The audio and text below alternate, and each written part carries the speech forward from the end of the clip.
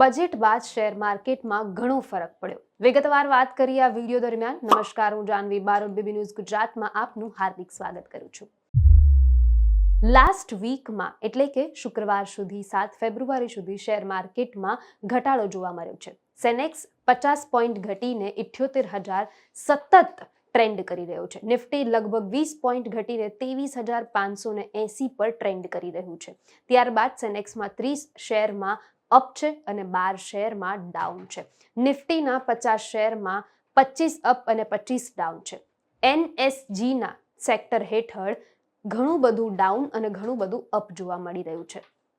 એનએસઈ sector ઇન્ડેક્સના oil અને gas સિવાયના બધા જ શેરોમાં વધારો અને ટ્રેન્ડ થઈ રહ્યો છે.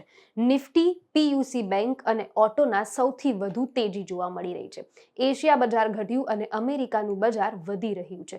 એશિયા બજારમાં જાપાનનો નક્કી 0.44% ઘટાડો થયો છે. કોરિયા બજારમાં 0.33% ઘટાડો થયો છે તેમજ ચીનમાં 1.33% વધારો થયો છે.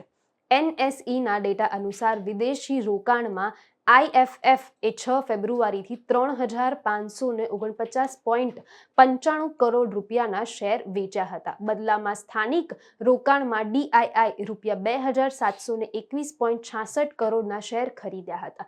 6 ફેબ્રુઆરીએ અમેરિકાનો ડાઉ જોન્સ 0.28%ના ઘટાડા સાથે બંધ થયો હતો. તે જ સમયે એસપી 500 પોઈન્ટ ઘટીને 0.36% વધારો એટલે કે 6,083 પર બંધ થયો છે.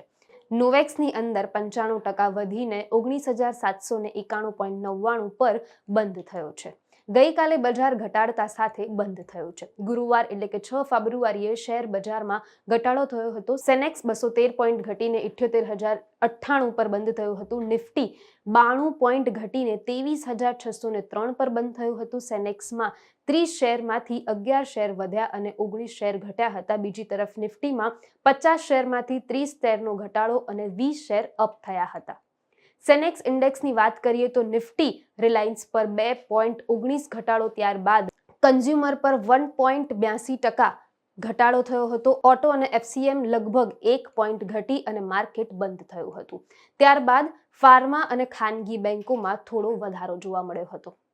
વધુ વિગત સાથે ફરી મુલાકાત કરીશ. હાલ મને રજા આપો. નમસ્કાર.